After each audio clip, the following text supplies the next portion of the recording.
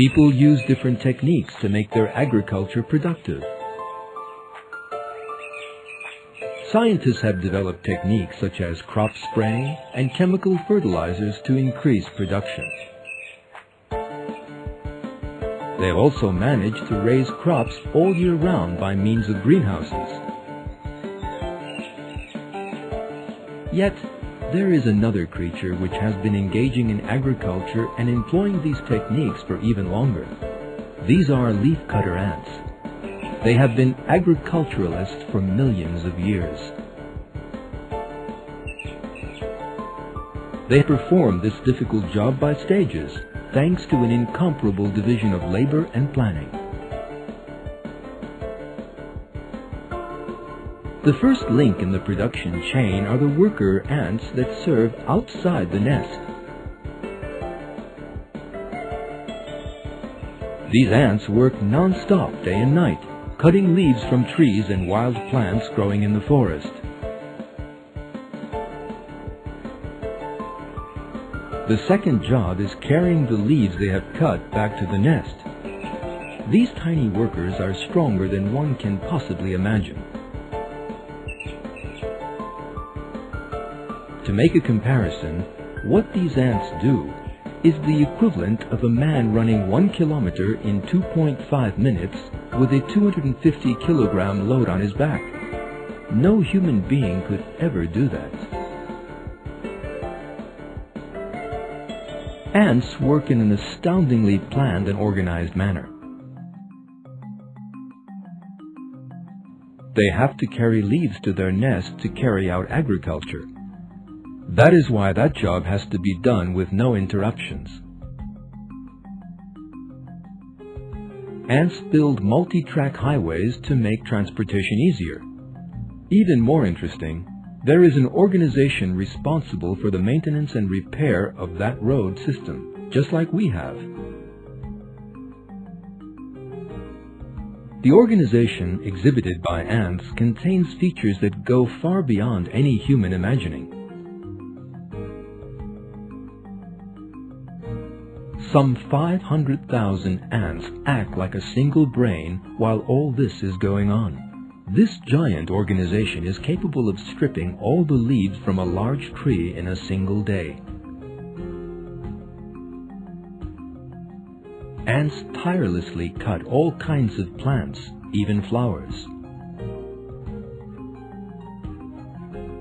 When one compares the size of ants to that of human beings, the thickness and length of the leaves they cut down are the equivalent of heavy planks or even a tree trunk. We use special equipment to cut down trees. So how do the ants manage this? The answer to that again reveals a miracle of creation. God has endowed the ant with a cutting mechanism that is a true miracle of design. The cutting mechanism consists of two separate blades. The blades are coated with zinc to make them extra sharp. The cutting mechanism possesses an astounding system. A special organ under the ant's head gives off high-frequency sound waves. These are forwarded by the blades to the leaf and make it more brittle and easily cut.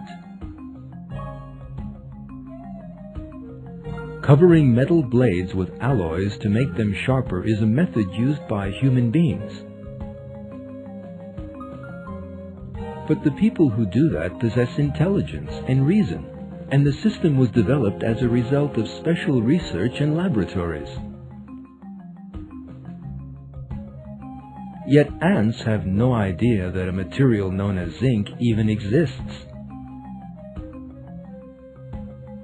There is a highly intelligent design in these little creatures' bodies. The same thing applies to the system that makes the leaves easily cut by means of sound waves. The ant can have absolutely no idea that high frequencies make things more brittle. Neither is there any doubt that such a complex system cannot have come about by chance. There is only one explanation for the existence of such a perfect system. The system was consciously created. Ants were brought into being by God, and the cutting mechanism and all their other features were given them by Him. That is stated in a verse from the Quran. My Lord encompasses all things in His knowledge, so will you not pay heed? Quran 6:80.